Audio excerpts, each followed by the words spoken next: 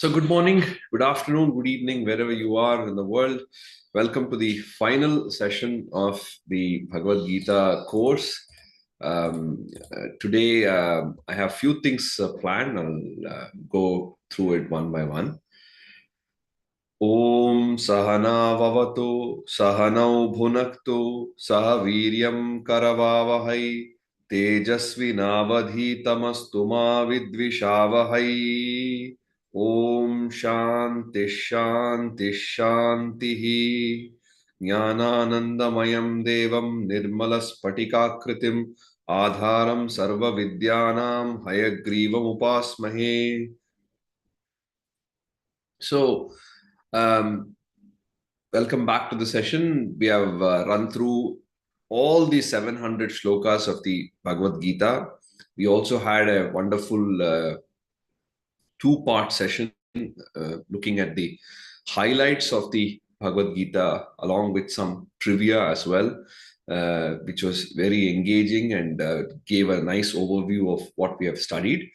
Today, I have a few things on my agenda. First of all, I want to look at a few of the Dhayana Shlokas and the Gita Mahatmyam Shlokas.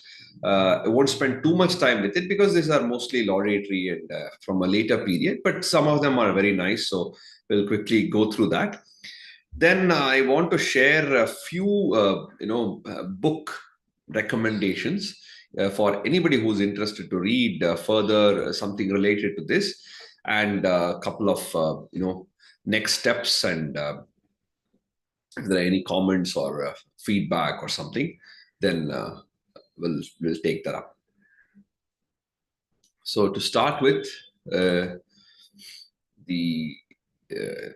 just a second. Let's first start with the Gita Dhyana.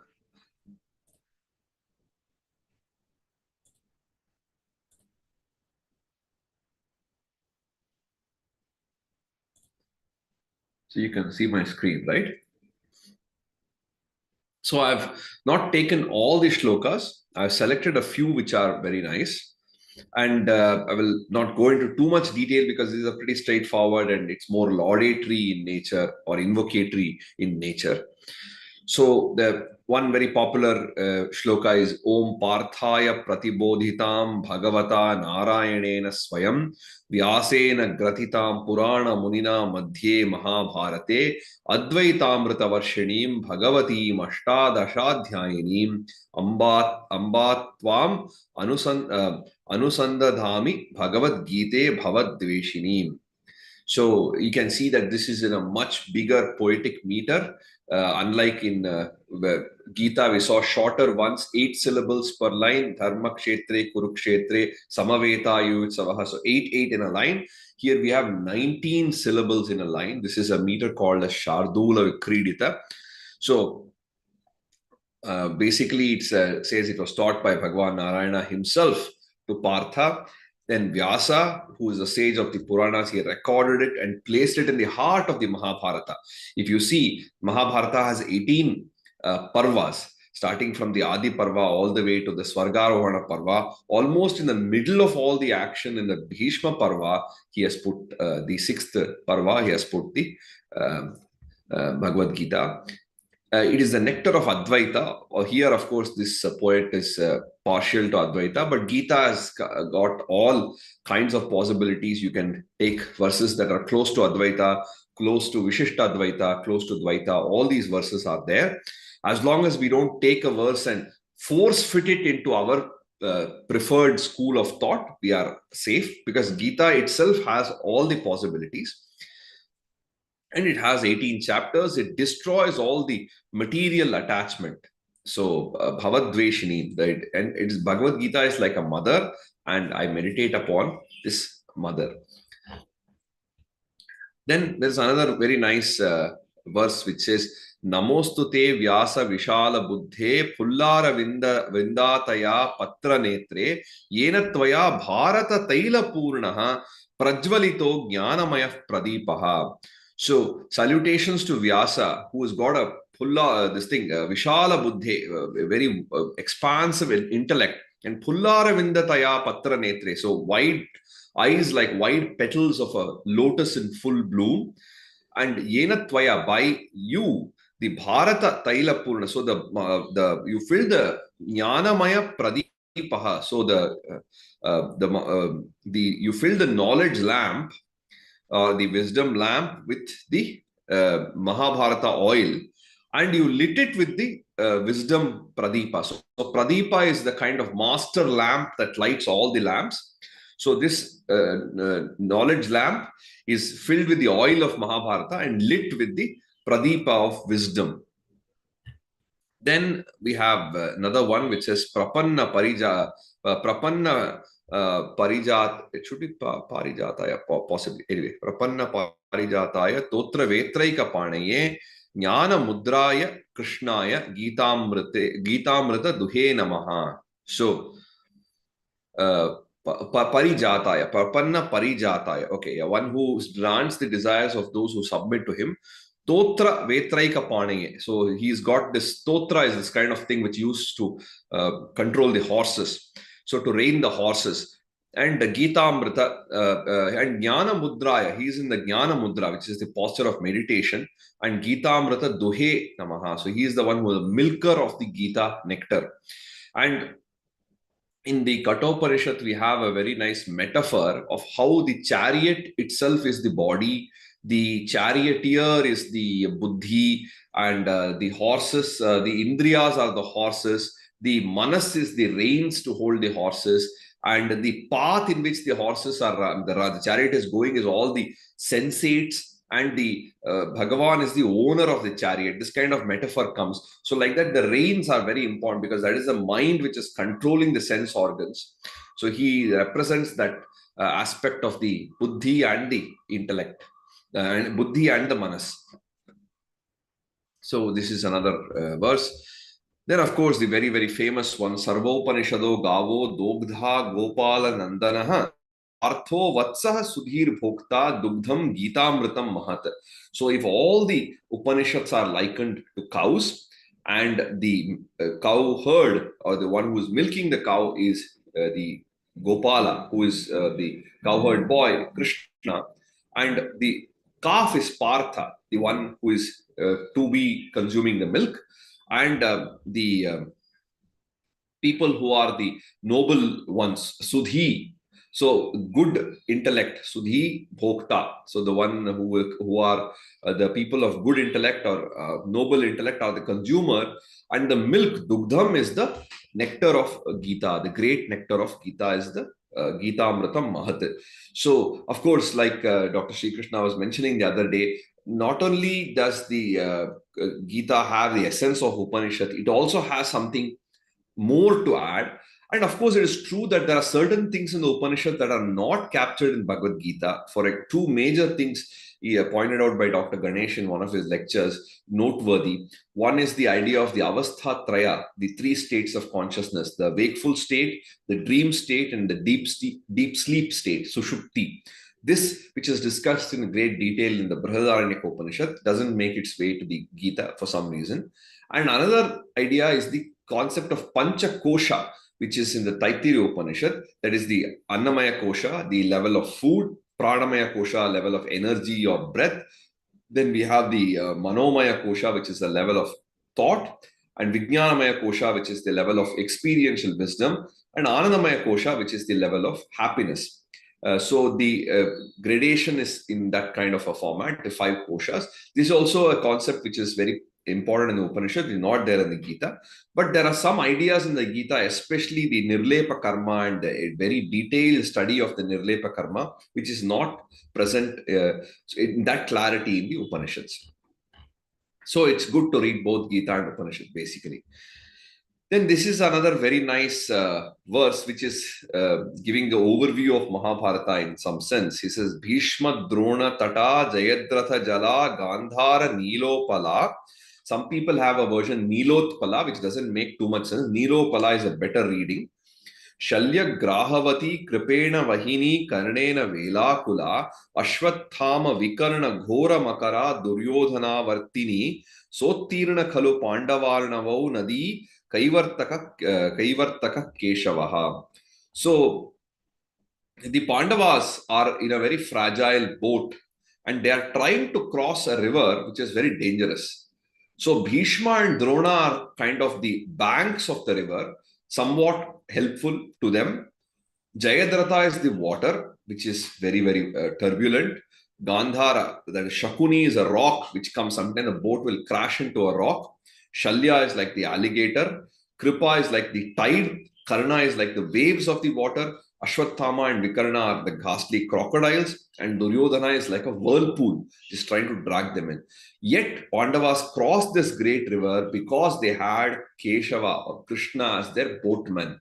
So, in a very nice metaphor, he creates this image of crossing this river of samsara and how there are so many obstacles for that. This is again one more huge verse, which is mostly about the Mahabharata itself.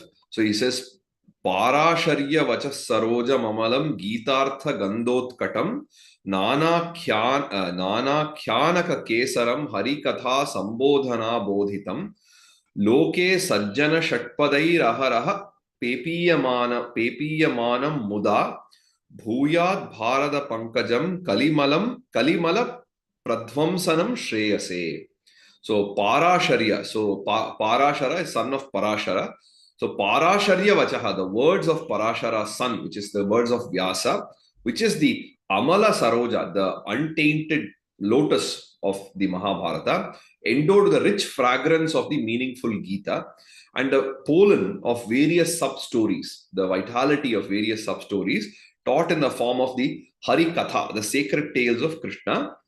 And the makaranda of all the flowers is drunk joyfully by the bees, which are likened to the noble souls of the world are likened to the bees. Just like the bees go and collect all the nectar, the noble souls collect all the nectar from the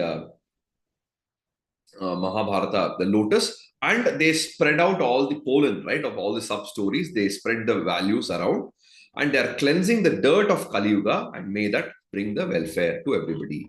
Again, this is an overview of the thing. And finally, there is one famous verse, Mukam karoti vachalam pangum langhayate kirim yat kripatam aham vande paramananda madhavam.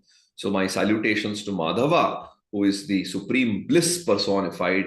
His compassion can make the mute speak and the cripple scale mountain. So Mukam karoti vachalam pangum langhayate girim. Person who is lame, who is crippled, he can cross over mountains. A person who's mute can speak. That is the kind of compassion or kripa that he has. Paramananda Madhavam and Aham Vande. I salute, I offer my respect to Madhava.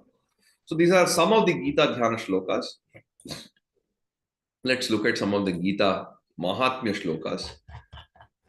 So this is again something that was alluded to by Dr. Sri Krishna the other day. Mala nirmochanam pumsam jalasnanam dine dine sakrit gitambhasi snanam samsara malanashanam. So every day we bathe in the water. Dine dine, every day we jalasnanam, we bathe with water in order to get rid of all the accumulated dirt, right? And bathing in the water of the Gita, the dirt of samsara, worldly life is cleansed. Now, the moment we have a shower, we are very fresh. There is no dirt. But over a period of time, through the course of the day, all the dirt gets accumulated. Similarly, when we read Gita, when we read any very powerful work, anything which has got the depth and profundity, at that point of time, we feel very, very clear, we are very cleansed, and we feel powerful. But as the time goes by, we forget that message. We get caught in the daily rubble of life, and then it requires again for us to go back and cleanse ourselves. So every day, if we are able to even recite one shloka of Gita, if we are able to remember one idea from the Upanishad or from any of our texts, just even if we spend 15 minutes a day or 10 minutes, even if you don't have time, even 1 minute in the morning, if you can just wholeheartedly remember some verse that has a lot of value, because it is kind of putting you on a track for the rest of the day. Whereas if you read it once in a while, when maybe once a year or something, then it goes away from active memory. So every day, if we can, even just a small thing, if you can just recall some episode from Mahabharata, some episode from Ramayana, something from the classics, that gives a lot of strength to us in the face of so many difficulties and other things. Then another one more shloka that he mentioned, Gita so Gita kartavya kim anyaihi shastra vistaraihi ya swayam padmanabhasya mukha padmad vinisritaha. So Gita emerged from the lotus mouth of Padmanabha or Krishna himself, and our duty, our kartavya is to recite the Gita thoroughly. It is a good, beautiful song. We have to recite it thoroughly. What else elaboration of Shastra is required if you recite Gita? And finally, we have Ekam Shastram Devaki Putra Geetam Eko Devo Devaki Putra Eva Eko Mantras Tasya Namani Yani Karmapyekam Tasya Devasya Seva. So if you want just one Shastra, if you don't have the time to go through so many other texts, if you only one text, then that is the Gita which is uttered by the son of Devaki. Or Krishna, because there are many Gitas. There is Shiva Gita, the Ganesha Gita, Ribhu Gita, Avadhuta Gita, Hamsa Gita. A lot of Gitas are there. But out of that, when we just say Gita, we immediately think of Bhagavad Gita, which comes in the Mahabharata, what we have studied all these days. So therefore, you need to clarify, is this Gita? So if somebody wants just one text, you can look at this text. If you want one deity, you are confused, which is a good deity, don't worry, just Krishna is there. And you want only one mantra. You don't have a time for all the detailed listing. Just Krishna Nama, Om Namo Narayana, whatever, something, some Krishna, Sri Krishna Paramastu, something you can say. And if you want only one karma, you don't want to do anything else, just one karma, let it be service of that Supreme Being. So these are some of the, Dhayana Shlokas and the Gita Mahatmya Shlokas. I'll also share, I think I can share this with you in the chat, like I did for the other. Now coming to a very, very quick run through of what we have learned. I know that we already have highlights, but some highlights of the highlights, if you were to put it that way.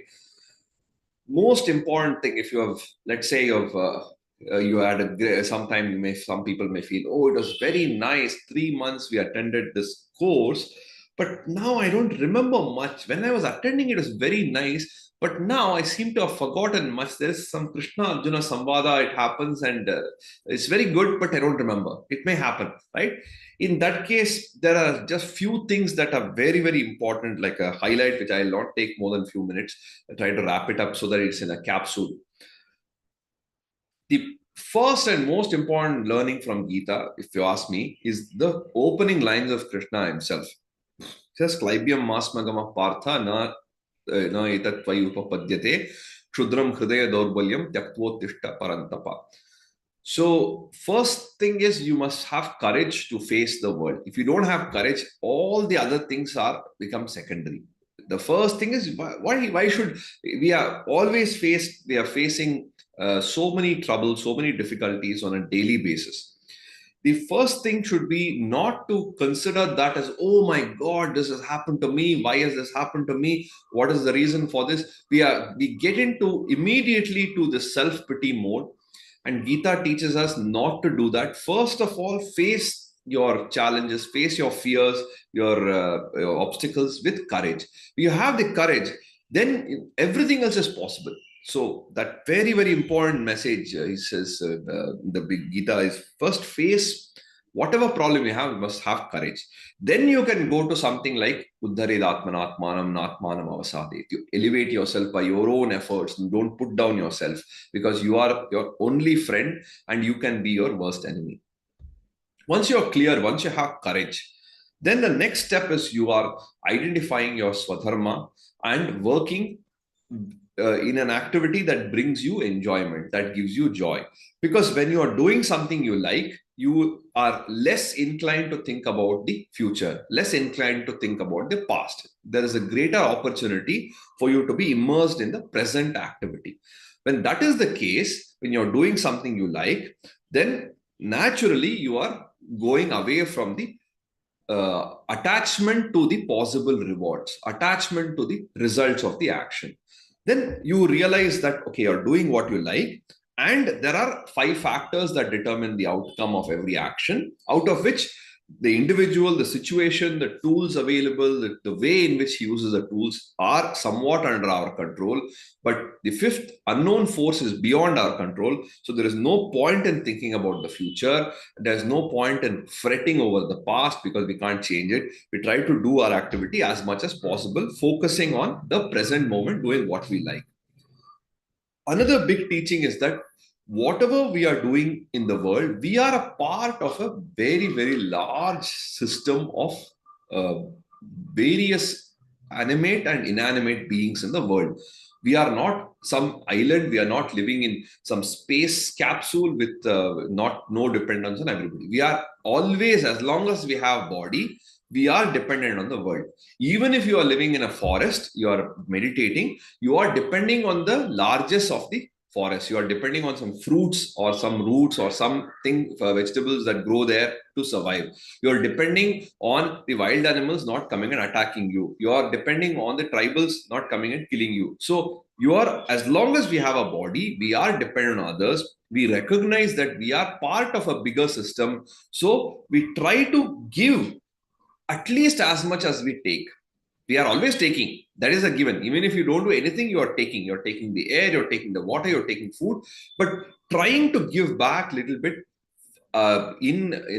somewhat in commensurate with what we are taking. That is an attempt that if we make, then we are honest. We are trying to be valuable to the world, and that is a way of expressing our gratitude by giving back. There is no use in just saying something or thinking something. It also should translate into action, that we have to give back to the world.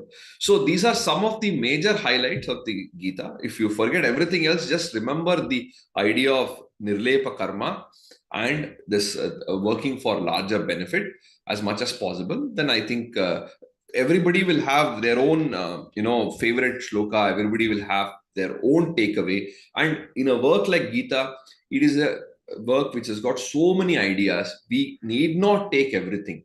We can take few things which are really relevant to us, which make a lot of sense, and we can implement it in practice.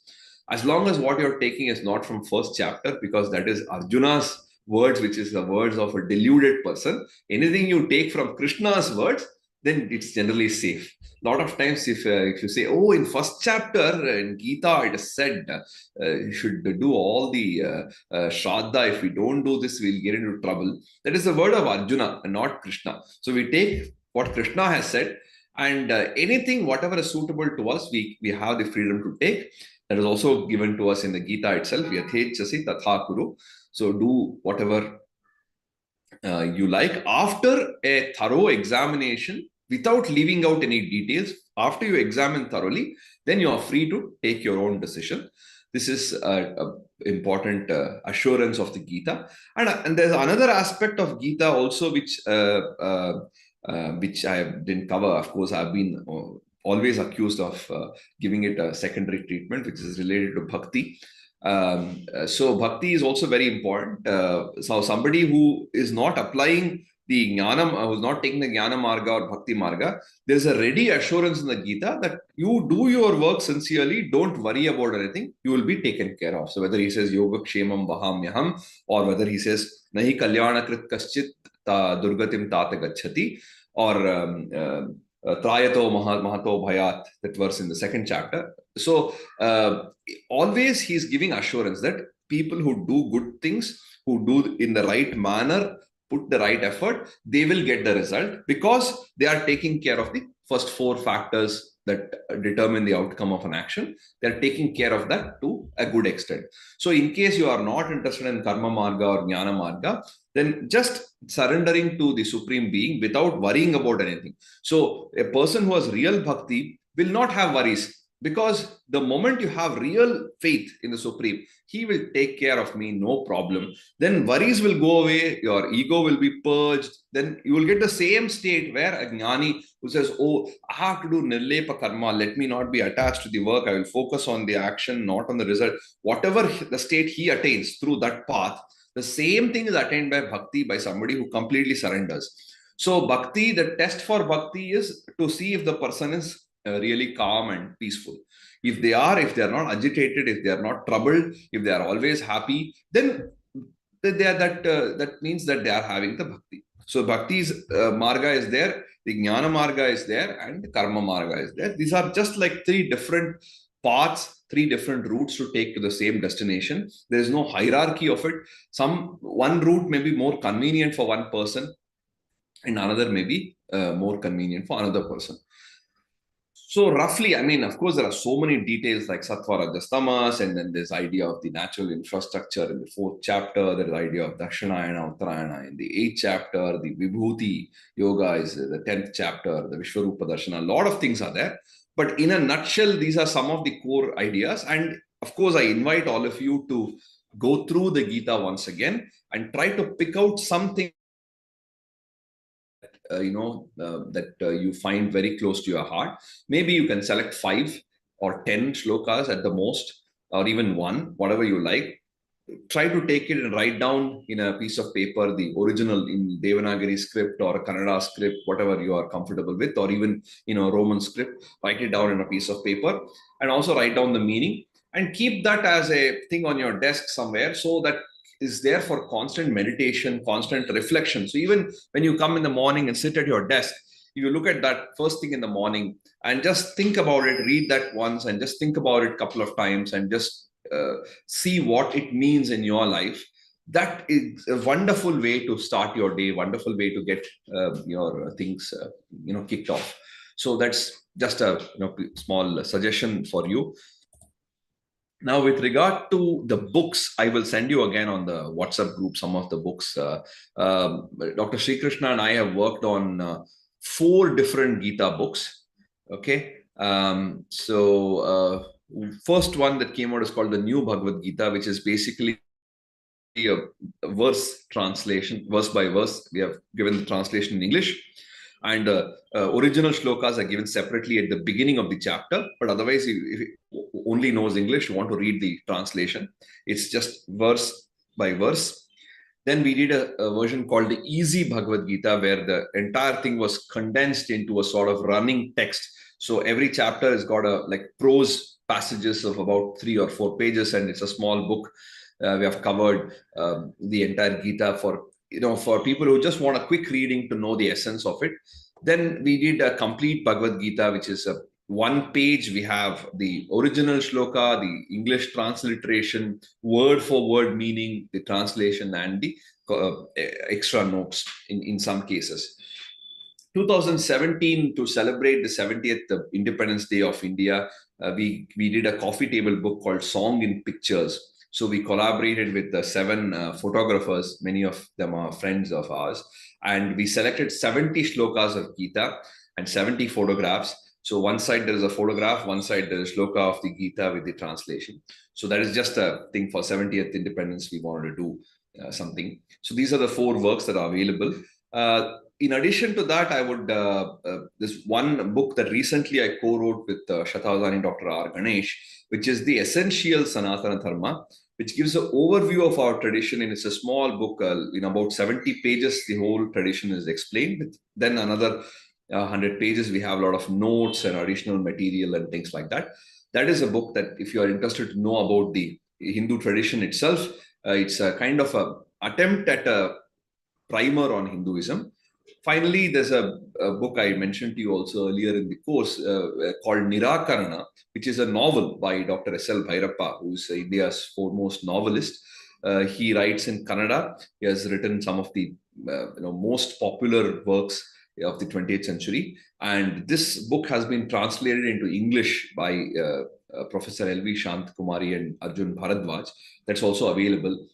It's kind of a modern commentary on the Gita, although it's not intending to be that at all. It's just a story. But the way in which the story unfolds It's a very nice read. First of all, it's a work of fiction, and it's a very nice novel to read standalone. It's a small novel, about 220 to 30 pages. And also, in the backdrop of the Gita that we have learned now, when we see this story, a lot of things will get a lot of connections. So these are some of the books I recommend for reading. And I had planned about half an hour today for my session. And then after this, now half an hour, any feedback or any discussion, any questions, I'll open it up. Then Vibhu Bharadwaj just said there's reinforcement in Gita is reading chapters related to 4 yogas in the complete works of Vivekananda. If someone interested, this is good additional reading material. Sure, Vibhuji, I will share this also on. Let me just make a copy of this. I don't know if we can copy this. If you don't mind, Vibhuji, can you just send it to me by WhatsApp? I don't seem to be able to copy from here for some reason. So I will share that also on the group. And so we come to the end of the course. And so first of all, I must thank Shilpa Sharma for inviting me and organizing everything. It's a lot of work in the background. We don't see it. She's always smiling, so we think it's very easy, but a lot of hard work in the background. And also to Murli Krishna, both of them organized this event, this whole course with a lot of dedication. And of course, their inspiration is K.V. Shivaswamy sir from Shimoga, who has dedicated his life to teaching Bhagavad Gita. Very, very inspirational person who has been teaching Gita for many years without any expectation, really a karma yogi. And he also does Gita Parayana every day for last so many years. In the evening, he will recite, the complete Bhagavad Gita, he will recite. And he's the one who is also instrumental in, getting me to do this course. And of course, my parents and grandparents have been always encouraging me in everything I have done. My gurus, starting with Dr. Koti Sri Krishna and Shatadhani Ganesh, S.R. Ramaswamy, many of them have taught me, guided me at every step. So anything that you found valuable in the course is all thanks to them. And of course, there were a lot of blunders and loopholes and everything, which is all purely a result of my genius. I'm not formally studied the Gita like the verse by verse kind of recitation. So in my recitation of Gita, many of you are better than me, which is why I always used to say, don't feel afraid, because I myself, it's something new to me to recite these verses in this particular format.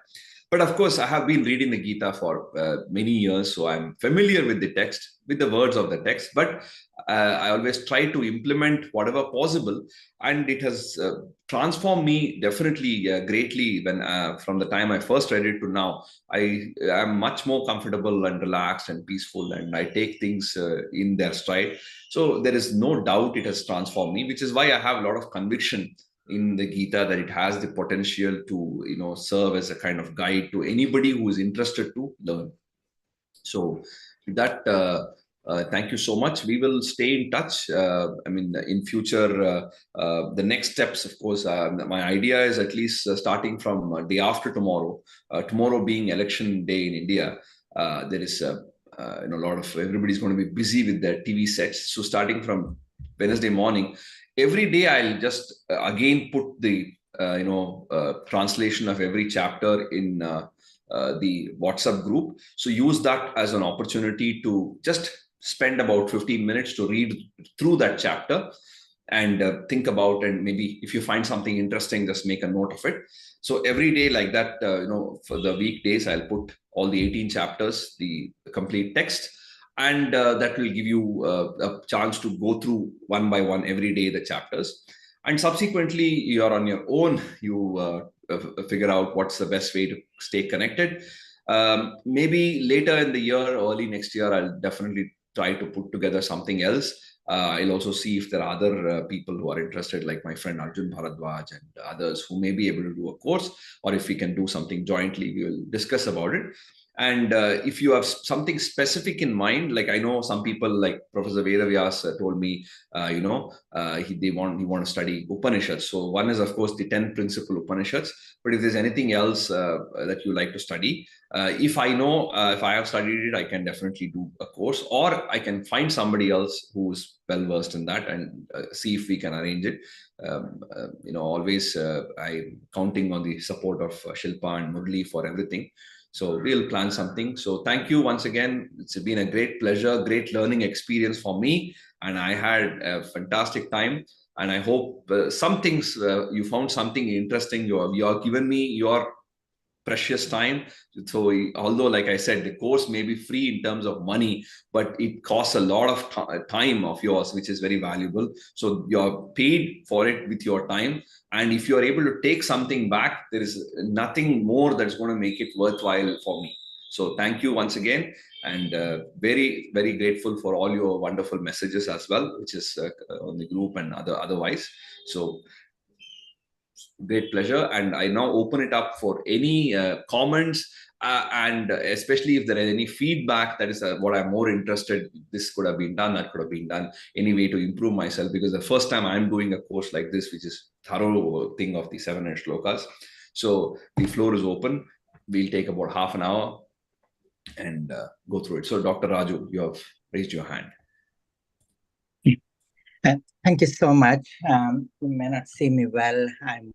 I'm at work in my call room. Can you hear me okay? Yes. Yeah.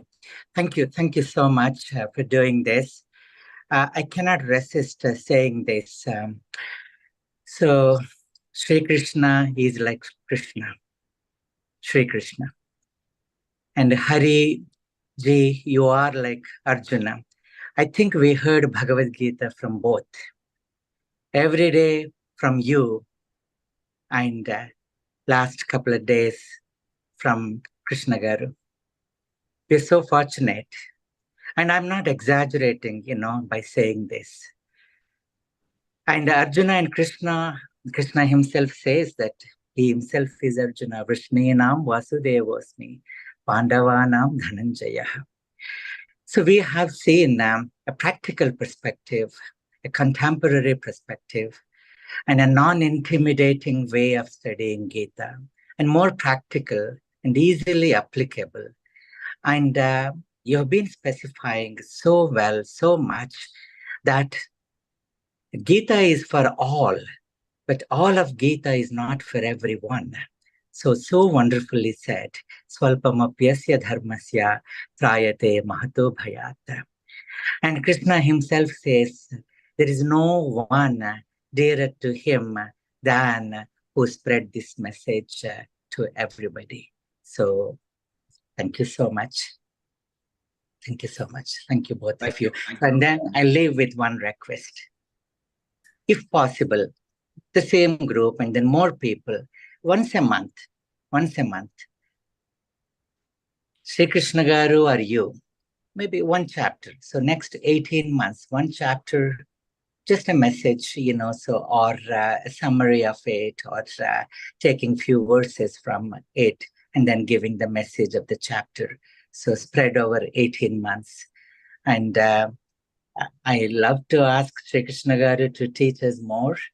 I mean, the way with so much of ease and a laughter and metaphors, and with his life experience and great pronunciation and command over language. I can go on and on, but thank you, Sri Krishna Garu. I just could not attend live, but I listened to with the help of Shilpa Ji. And Hariji, so wonderful. And thank you. Please keep up the good work. Please spread the message, and please consider, once a month, and the group will expand and the group will stay intact. And Shilpa Ji, thank you so much. And Shivaswami Garu, Gurugulu, thank you so much. Namaskara. Thank you so much, sir.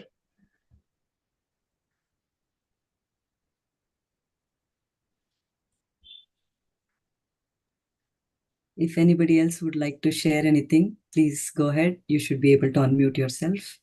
Yeah, any feedback, especially I'm looking for, and of course, this is a very good idea. Definitely consider, depending on the thing. We can plan. This is a good this thing because once a month is not too demanding. So we can definitely plan, either chapter or theme wise or something like that. We can plan. So Ashok Kumar ji has. Before we go, there was no hand raised, but we'll let your uncle talk. He wanted to say something. Oh, sure. I left out one trivia. This may be in the ocean of trivias. One doubt may come, why only Arjuna had this problem? Yudhishthira had no issue, Drona had no issue, Bhishma had no issue, nobody else had this issue at all. They all were very happy to go and fight, the same battle, same people, same relatives, everything. This is just my idea why only Arjuna had this doubt. This is, for example, if I'm driving car with my granddaughter Anu, if the car makes some weird noise or gives some problem or shaking, I won't say anything. But if Hari or some other mechanical engineer sitting with me, I will express my fear. What is going on? Do you know why it is making that noise? So I think Krishna was probably the only one, Arjuna, because Arjuna was with Krishna, he got these doubts, and he knows that he could clarify with him. We don't express our doubt with anybody if we know we cannot clarify. That may be one reason why only Arjuna got this doubt. That is, it's one thought I wanted to share. Just one more thing is, it's one verse, Yattadagre Vishamiha Parinave Amritopamam Tatsukam Satyakam Proktam Atma Shuddhi Prasadacham. For me, a good example for that is if you have to get up at 3 or 4 or 5 in the morning, and if usually our wake up time is 8 or 9, at 5 when we get up, we really feel like it's a torture. But towards the end of the few hours, we feel so good. So you can see that Yattadagre Vishamiha Pariname Amritopamam. So that's all I wanted to share, and it's very good. And I also thank Dr. Raju for his very, very kind words. Thank you. Yeah. So Ashok Kumar ji, and then Sridhar ji, and then Rashmi ji. So. Yes, sir. Hi, Hari ji. I will try to make it brief. I know a lot of people would like to provide their comments and feedback. First of all, I'm so lucky and fortunate to have had the opportunity to attend every single day of all your sessions. I'm very, very fortunate for that. Dr. Raju has eloquently summarized most of our feelings, I believe. But one thing I would like to also, Shilpa Sharma, I really appreciate, and whoever else from India, your counterpart, I forgot his name, collaborated with you. Hats off to both of you for your dedication and commitment and time and effort for making this happening. It's not an ordinary thing. And you did that with a smile, which is very, very commendable. Hariji, I've been sharing my, how excited I am to be participating in this program. You are blessed with tremendous eloquency of speech, and your choice of English translation, absolutely perfect. I'm telling you, it didn't take much at all to summarize. You put the right words in the right context to explain, what has been said in Sanskrit in English. That is our another blessing. I have heard other people, but very lengthy. But you succinctly, summarize for us. Hats off to you for your command of. You're an excellent speaker, and we are very lucky to have you dedicate all your time for this. And Sri Krishna Garu, again, thank you very much. In 2 days, you really blessed us with your knowledge and your wisdom. We learned. And lastly, I want to, my hats off to young people like Hamsa, Sri Gauri, Pavani, and all these young people that participated in this one. You are so lucky to have found this one so early in your life. It will benefit you and anybody else that will come in your life to benefit them. I wish I could go back 40, 50 years to start the way you have started. Again, you are very inspirational to us. And keep it up. Keep up the good work. And thanks to all the participants and thanks to everybody. And I'm thankful to Temple Gita Society who introduced me to this opportunity. Dr. Wonderful. Rajgaru and Suresh Srinivas. I'm very thankful to both of them. Thank you, Ashokji. So Sridharji wanted to say something. Namaste, everybody. So it is said that every time you read the Gita, certainly we will definitely get new visions of the knowledge or whatever we have to imbibe. Every time it is new, or we definitely learn something new. And when I came into the group, it was just a call from one of my relatives. So I just joined them. Then later on, now I realized that many of my friends too, they need to hear this, and then they need to participate in this. So whenever you're starting a new in a session of the Gita, I would request you to give us permission so that it is never tiring to listen to Gita all over again, once again from Hariji. And one more thing is it has become a habit now.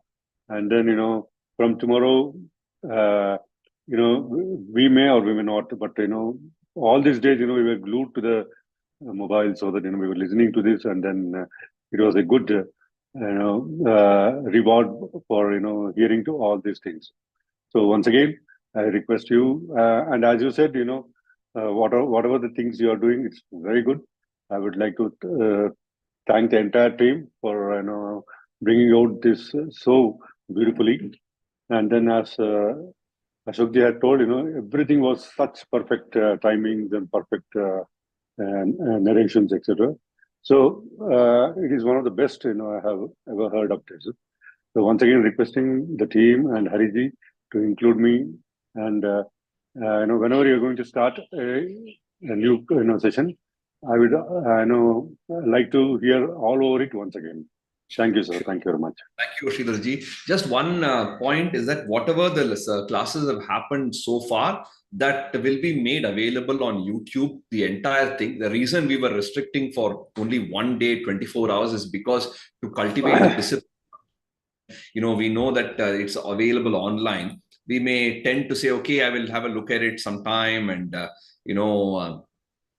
we will see it at our convenience, and it never happens. So to inculcate the discipline, this was shared 1 day, available for 24 hours. But, I've requested Shilpa to make all the videos available online, the same link. So in case somebody want to pursue the thing, then they can, some friend of yours missed it. Now, instead of waiting for the next time, it's going to happen whenever that is. At least the classes which have happened are all recorded. It's available. So they can go through it day after day, and they can even watch it in 1.5x if I'm very slow, which is what I do with a lot of YouTube videos, by the way. So this will be available. Rashmi ji had something to say, and also Suresh ji after that. Thank you, sir. Yeah, thank you. Rashmi ji, you're muted. Please. Yes. Hariji, thank you very much. And yes, my vote for Upanishads also. And like agreed with everything Dr. Raju said. He's from my town. So I'm very proud that he put forth all my thoughts. And thank you, Shilpa ji. I have personally bugged her a lot. So I can't thank her enough for doing a lot for me. And my request is, if you can have if not one session, at least few minutes where you can answer why should a Nastika or why should an agnost read Gita? There is Okay. so much information in there. Forget the Bhakti Yoga, forget everything else. But why should an agnost read Gita? If you can give that to us, so I can carry that with me to give it to a person who is an agnost. I would like that knowledge as to how, I kind of know it, but I don't know how to put it together. So if you can put that together for us, that will be lovely. It's not very difficult. The basic thing is a human being, where whatever their beliefs, agnostic, whether it's agnostic, atheism or theism, these are all like to do with the belief, right? Whatever their condition is, whether they are from a whatever varna, whatever religion, whatever belief system, ultimately we all want to be happy. We want to lead a peaceful life.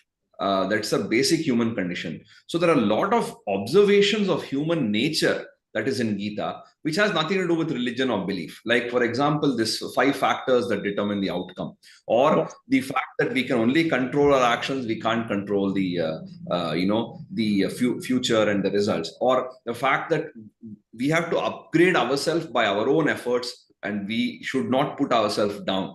All these things are observations of human condition. It has nothing to do with religion. So even if somebody has zero faith in some Hindu philosophy or in Bhagavad Gita, in Krishna or in the Supreme Being or any of these things, even then, it is possible. In fact, I had even long back written an article from what an atheist can learn from Bhaja Govindam, which is itself, the title itself is something which is so clearly Bhaja Govindam, which is respect to the Bhagavan. In such a work also, we find enough and more for somebody who has nothing to do with God. So in Bhagavad Gita, ample opportunity, provided the person is open-minded to go through the text. If somebody is not open-minded to read the text, then we can't do anything, because Bhagavad Gita says don't teach Gita to such people.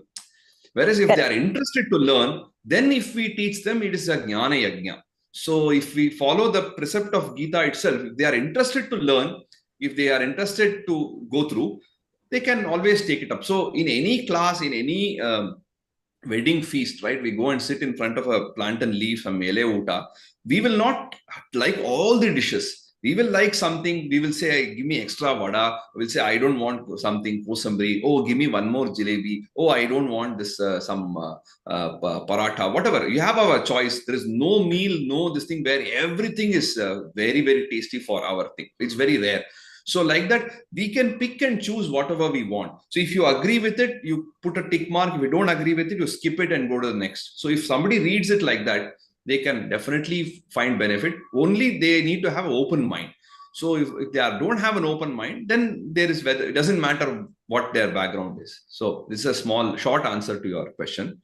Yes. So, and the other thing, thank you very much. That really puts it together. The other thing was you have taught us how to look at Anvaya Krama. So I believe your book is going to be coming out with the Anvaya Krama in it. And I think it makes so much more sense when we use that. And when we are, the way the poetic meter it is set in versus the Anvaya Krama, if we see it, it just makes a lot more sense. We are waiting for that book. I know it's an effort for you all, but please make that happen. That's what my next request. edition. So the complete Bhagavad Gita next edition, I already spoken with Dr. Sri Krishna. When we bring out the next edition, hopefully by early next year, we'll add the Anvaya also. Meanwhile, if you are interested, I have a document which is some document which has got all the Anvaya Krama and the Pratipada Padacheda. I can share it. It's available online easily. So I can share that with anybody who is interested. I can put it on the group also. So Yes, the Anvaya Krama and Padacheda document. And if somebody is, so that for, I'm just making a note. So that I'll send it. And later when the edition comes out, we will definitely try to incorporate that. So thank you. Thank you. You have inspired me to go and look at Jivan Dharma Yoga also. So thank you very much for that. Yeah. Thank you. That's another book that is not yet come out. When it comes out, I will share it on the group, but it's available online. So it's a good thing you mentioned that. I will share the link also in case somebody is interested to read it online. The book is coming out. So Suresh ji has been very helpful in recording all the verses for us and putting it up. And he's been a very active participant. Thank you, Suresh ji. And he'd like to say something, please. Thank you, Hariji. I just came from I was out, so I couldn't attend the early part of it, but I'm glad that I caught the tail end. So thank you, and your co-author, all the people that were like reciting, and all the people that were kind of organizing. So I really enjoyed the class, and I liked both you and your uncle's very accessible translation. So thank you, thank you so much.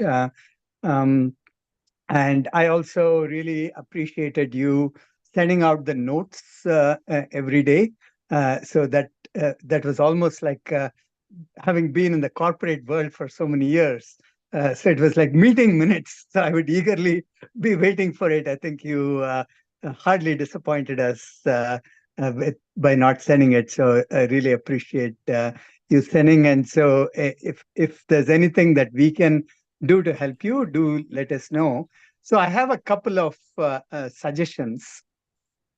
So one is I have gone through Gita several times already, and so the pace I don't know for a newcomer whether it was the pace was little fast or it was okay. So I can sort of speak to it.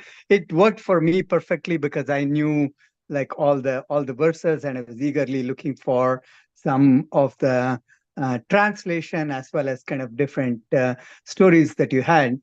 So a related suggestion is maybe like you could, I think you did a great job with the summarization, but you could also have some time for reflection, right? From the audience, right? What was the take home for them from that chapter? Which verses kind of connected with them, etc. So that that kind of reflection might be kind of like useful. I'm planning some kind of activity like that, so I will share what kind of my thoughts are, and maybe you can give me input as well.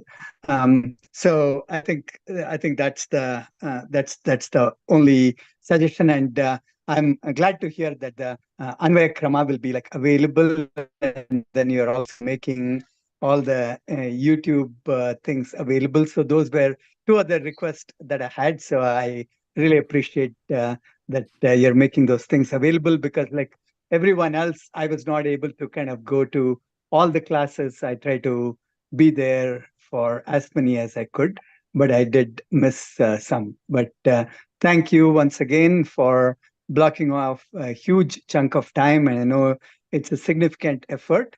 And if there's anything that I or others can do to help you, do let us know. Thank you so much, Sureshji. It's a very meaningful feedback. Only challenge, of course, it being online format and with so many people, with regularly we had about 60 to 65 people every day. So this interaction would be little more challenging, but when later if we do something in a smaller group, about 10-15 people, 20 people, and maybe even in person, then this is feasible. And also another idea I was discussing with Shilpa at some point of time is to have these, because these YouTube videos are going to be available in case there are some people who like to watch the videos every day, and at the end of the chapter we have one catch up and run through the chapter once again, and get the learnings from everybody. So that can be another exercise that we can do, each person sharing some of the learnings and most important from that chapter. So definitely very good suggestion, and we'll see how best that can be implemented. And going ahead, the only thing I can suggest is for you to continue your connection with Gita. And basically, the Bhagavad Gita also is one of the many ways in which we can elevate ourselves. The whole idea for us is we want to become peaceful. We want to become less troubled by the world around us, in the sense that irrespective of how things go around us, we want to retain our state of comfort and peace and calmness. So in a bid to do that, whatever takes us to a more peaceful state, we should try to keep our eyes and ears open for it.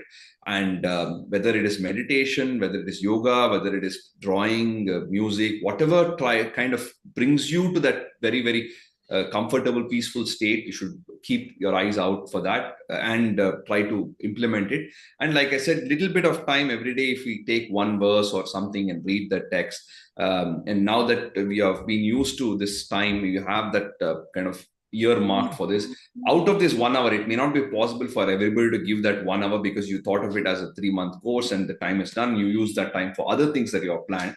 But in this 1 hour, even if you can take 5 minutes out of that and keep it for just to look at one shloka or something like that, that will have a lot of value. And I'm there. If you have my number, you have my email ID. Anytime you want to, check anything. If I know the answer, I'm very happy to share it. If I don't know, I will find out from some scholars, from wiser people, Dr. Sri Krishna, other people, and reply. So that connectivity is there. So thank you once again. It's been a wonderful, wonderful journey, and hopefully we will continue and keep going. We will plan something new, and yeah, Aparna Datar has something to say. Hi, Harji.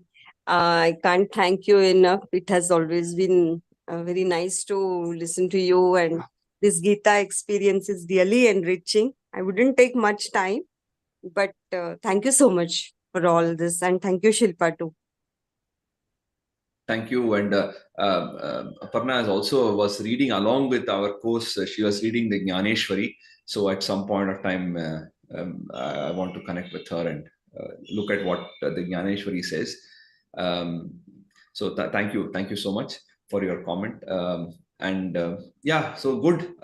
We'll be in touch, and anything is there, please reach out to Shilpa or Murali or myself with regard to the logistics. And subsequently, any other books or something which come out, I will share it in the group. Whoever likes to be connected can continue. This group will not be disbanded. It will continue, and there won't be any random posts on the group. Only admins can post, and anything relevant will be sent once in a while. Otherwise, our intention is definitely not to spam anybody. So good. Thank you. Rohini has something Thank you, to say. Hari. I just want to take a moment. 1 second, Murali. I think Rohini want to say something. Then Sure, go ahead, Rohan. you have to unmute yourself. Yeah. Yes. I just wanted to thank you all, and we have heard you explain all the things so well to us. I would also like to listen to Shilpa ji. Really, and thank you, Hari, for everything.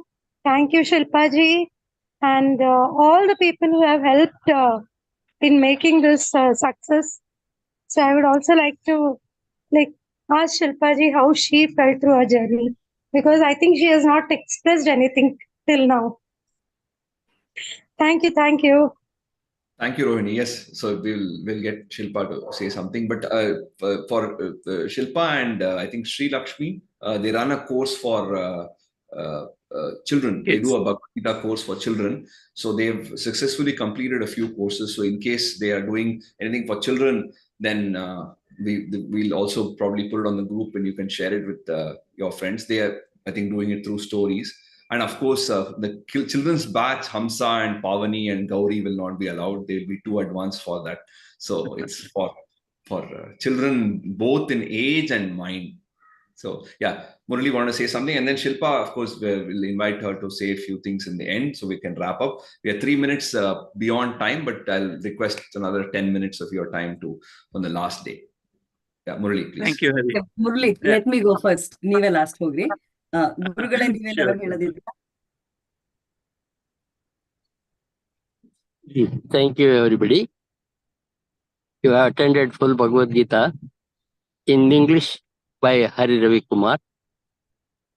We have been asking him for a very long time that he should be able to spread the message of Gita to the English-speaking world. The reason is, which has not been said so far, if you want to save Hinduism, it's our first duty to save at least one, the greatest book that India has given to the world around, for them how they should act. In fact, basically, it's an advice given to a Kshatriya to fight back. So that is the first thing that we must at least get that moral courage in the children. Shilpa, Shivaranjani and Sri Lakshmi have been conducting classes for the children. Presently, it's a 20 days class with all good stories to provoke their thoughts and to know that there is something good for us in this culture. More so, in my experience, which I have listened from people who have gone abroad, they had no thought, why I am a Hindu? Is there anything for me? Am I a Hindu just because I go to a Ganesha temple? Just I go to a Shiva temple? Just I go to a...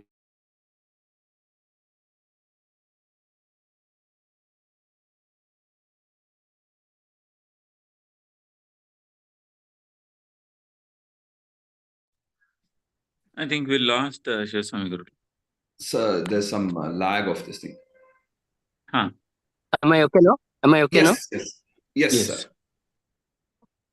Oh, in these 2023 batches, I have found that there is enlightenment by Bhagavad Gita. A man can say proudly that I am a Hindu because I have got a Bhagavad Gita. That should happen. To save at least Hinduism, let those who want to read Vedas, let them read Upanishad, let them read Arthing and let them read. There is nothing wrong. But one must read Bhagavad Gita. That's my thought. I have been reading Bhagavad Gita for more than 34 years, every day once. Still, I am not tired. My Guru, Swami Virajeshwara, told me, Dhyanu Jnanamu Aitu. Read it every day. It is meditation and it also gives you knowledge. So I must thank Hari for taking time with his busy schedule to be with us and spread the message in such beautiful English. I was listening to your uncle yesterday before. I thought many Sri Koti Krishnaji speak. We did not know each other at all. But still, the ideas were so similar, I was really surprised. So I must thank him too. There are many people to be thanked here. Murli has been responsible for making this class come true. And Shilpa ji has been with you for 3 months almost. With her busy schedule of life, she has to look after her family, 2 children and job. With all that, they have found time for Bhagavad Gita. To those who say that I don't have time to Bhagavad Gita, they must definitely see people like Shivaji and so on. With all their busy schedule in their life, they find time for Gita, not 1 hour, 2 hours. In fact, I have found Shilpa will be joining to my classes regularly, looking and listening, and also conveying whatever is to be conveyed to the students. So I don't want to speak much. Suresh ji also I must thank. He was here in Bengaluru. He had seen me. His effort is great. Everybody is, and let us do our effort. This is a small thing that we can contribute. We may not be able to spread Bhagavad Gita to the entire Hindu group as such, but one must start it. Somewhere we have started. I wish I listen to you, Hari, but still I wish you love these classes more than what you write, because you get your feedbacks every day. Sit for an hour, continue it, let it grow. That's my real wish for you. You decide anytime you want, you can. And you are a good teacher. You don't know. Anjaneya did not know that he could jump to that end. And you also do not know you can jump to that end. So I wish you to continue the job of spreading the message. Of course, good that you have been writing. But nowadays, people do not have much time to read, but they can listen when it is close to their heart. Bhagavad Gita is that one. I wish you continue. And I thank everyone for, and I have listened to your class every day with all attention. I don't know whether you know it or not. I have joined. I liked your way of it. Of course, there are differences that ought to be there. We are two different individuals. Many times I thought there is a difference here between me and Hari. That doesn't matter at all. Ultimately, what is important is not Dvaita, Advaita, Vishuddha, Advaita. How Bhagavad Gita can be applied to every life is important. And you have brought that on very well. And I must thank you for that. I thank everyone and wish again, let this effort of spreading the message of Gita to the world people go on with you, sir. Thank you. Thank you. Thank you very much, sir, for your very kind words. In fact, there is a joke I often tell my friends that today there are more people writing books than reading books. So our role is not so important as writers. Anyway, so Shilpa, you can go and then maybe Urli can say the concluding thing. Thank you. I spoke the other day. I don't have very much to share, but since Rohini ji asked, I want to tell a few things that I totally really enjoyed about this class. Almost everybody who have spoken has covered everything, but there are some things behind the scenes which people might not have noticed. I want to share those things. The class was great. We learned a lot. The way of teaching by Hariji is excellent. He makes it all seem so simple and easy.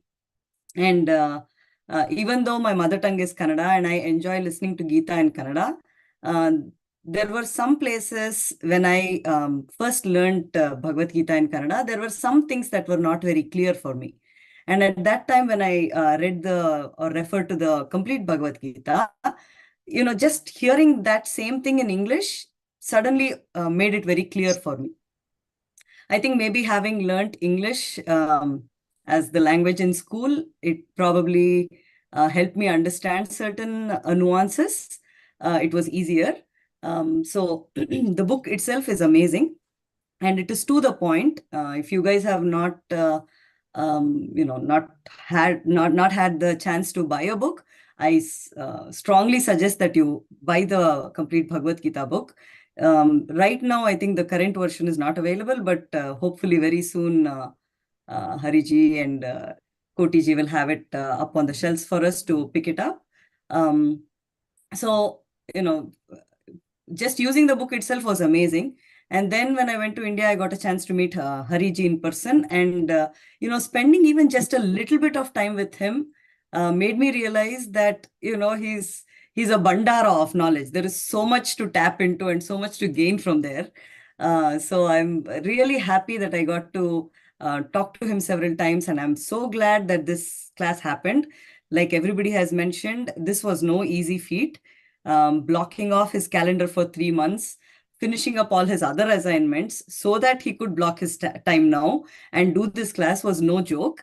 I know how many other projects, I just know a small piece of what he might do, and that itself is humongous. So we are very thankful that you took this time for us, and I think it has reached a lot more people than what we see here in class. A lot of people have been viewing the recordings. And like Hariji said, the recordings will be available. The link will be shared. Please do share widely with your friends who might not have had the opportunity to come and attend these classes. And, we'll come up with future plans. What's the best way going forward, how they can talk to Kotiji and Hariji. Hopefully, Kotiji can also make some time for us if there are questions. So that's the plan going forward. And for me personally, like I said, the book itself was amazing. Just using the book itself was great. And then listening to Hariji every day for the last 55 sessions, it was just fantastic. There were so many things that I caught from this class. And, like Hariji was saying, you might have read the Gita several times, but every time you hear from a different person, you hear new perspectives. So many new things I heard from Hariji, so many new things I heard from Kotiji. Very helpful, very thankful for all the knowledge that they have shared. And then other than that, few other things. Yeah, everybody thinks that it has been very difficult, and there is a lot of effort put from my side. Khandita illa, it was, I love being here, so it is not hard work at all. It is not difficult. So, ಇಷ್ಟವಾದದ್ದು ಕಷ್ಟವಲ್ಲ ಅಂತಾರಲ್ಲ ಹಂಗೆ, it has not been a problem at all. So I'm very thankful for this opportunity, and I'm like everybody is saying, from tomorrow onwards we don't know what to do with this time, but we can't say we don't know what to do because Hariji has given us instructions on what we should do. So I really like that idea that Hariji has told us, that we should take a few minutes, pick up one Gita Shloka, reflect on it, and that start off our day that way. I will surely try to practice that. Hopefully most of us can do that too. Thank you very much, Hariji. This wouldn't have been possible with so many hands in the back. Another thing, if I fail to mention this, then I've not done justice. I have been noticing that since Hariji started the class, there are 3 people who have constantly been there in the class. One is his teacher, Tatachar Kotiji, is always there, and he's always guiding him. That is amazing to view, to watch, to have your guru be there when you first start classes. And this is also, this also happened to me and Shivaranjani when we started our first batch. Gurugalu was always there. Having known the Gita for so long, it probably was very painful for him to sit through our classes. But he never, not one class did he miss.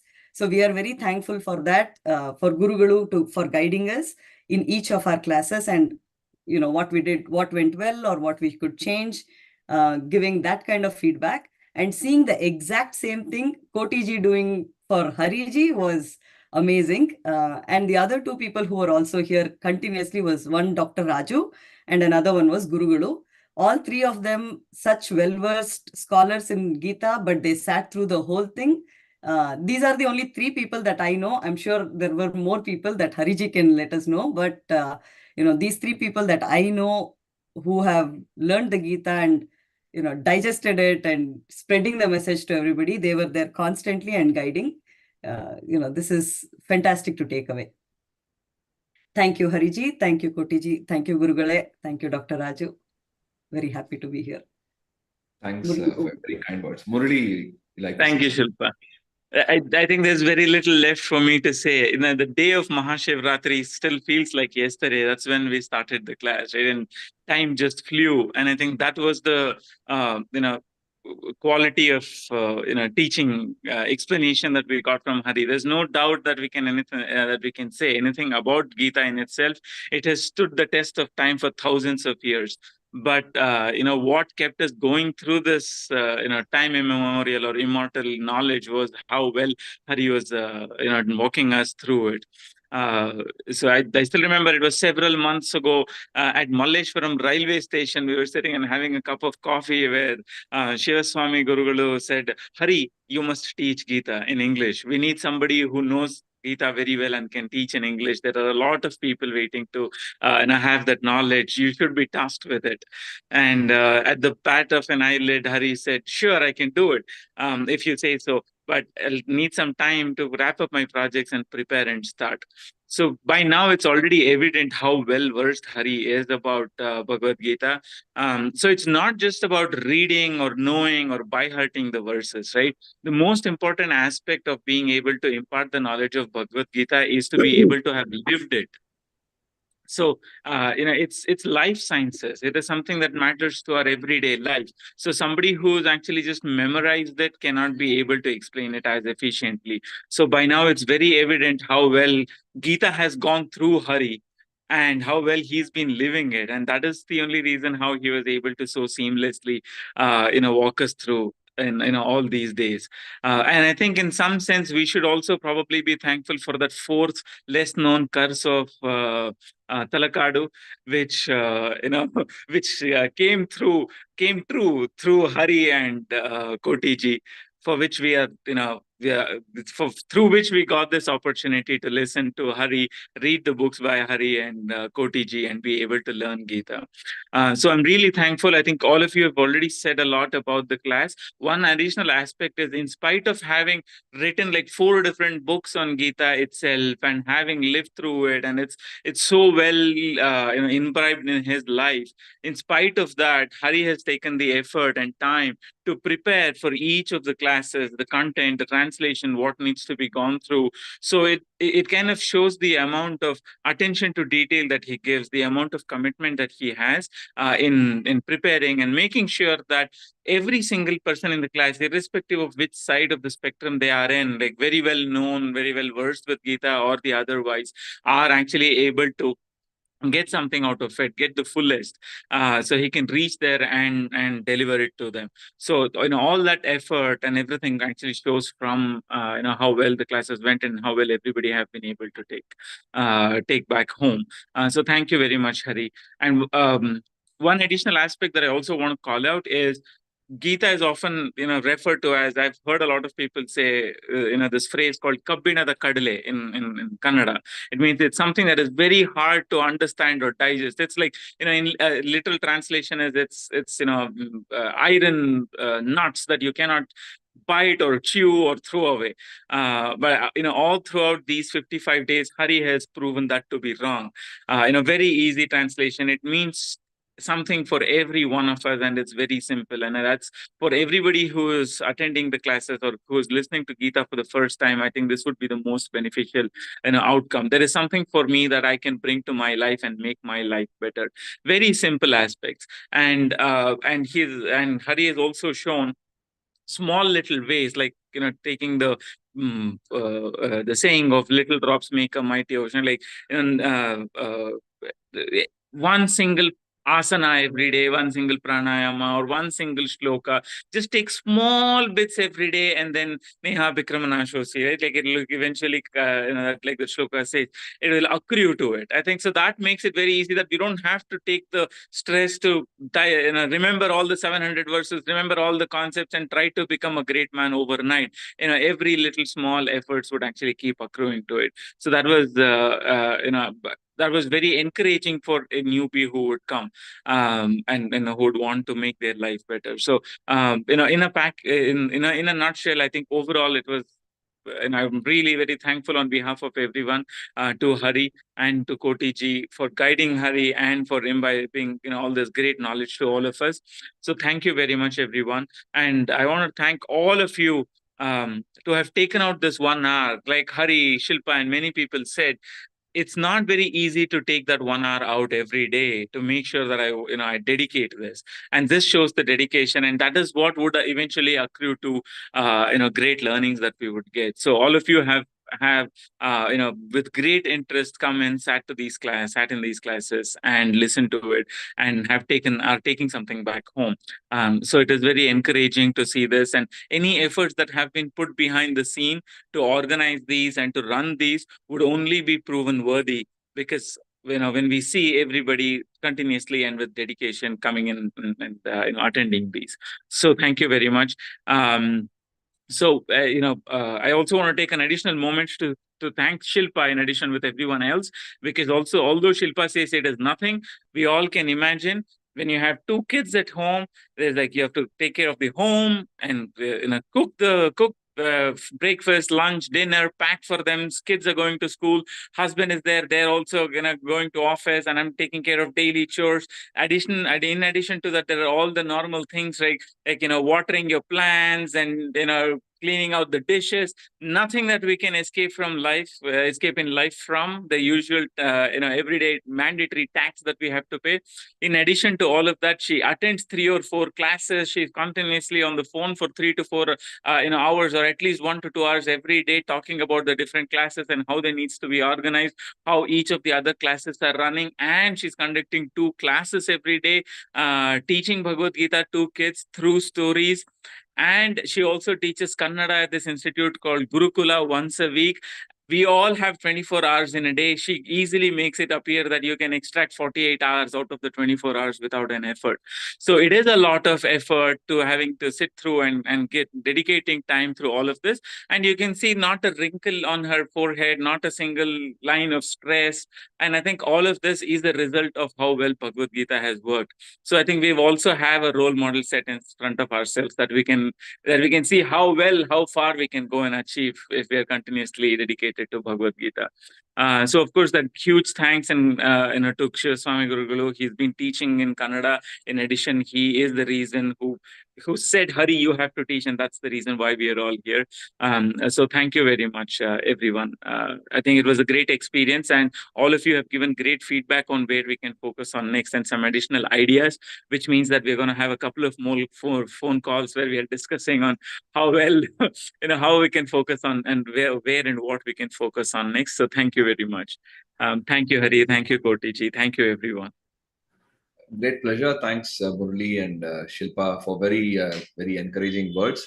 And we will take this forward. It's we can look at it as a start of something new for people who have studied the Gita for the first time. It's going to be a very new way of looking at your life. And I'm also sure that especially some of the older people who are here, who have reading Gita for the first time, you might have observed a lot of your own experiences. You have realized by your own wisdom, you see reflected in the Gita, which is very reassuring. Because sometimes we may have learned it intuitively from parents, grandparents, and so on, but we see that reflected in the great work of Shastra. It gives a lot of assurance to us. So it kind of convinces that we were on the right track. It's also a very reassuring thing. So great to be a part of this, and we will be in touch. Thank you so much. Sir. Om Sarve Bhavantu Sukhinah, Sarve Santu Niramaya, Sarve Bhadrani Pashyantu, Ma Kaschid Dukkha Bhag Bhavet. Om Shanti Shanti Shanti. Thank you very much, and have a nice day. Have a nice evening. Good night, wherever you are. Take care. Thank you. Thank you so much. Thank you. Appreciate it.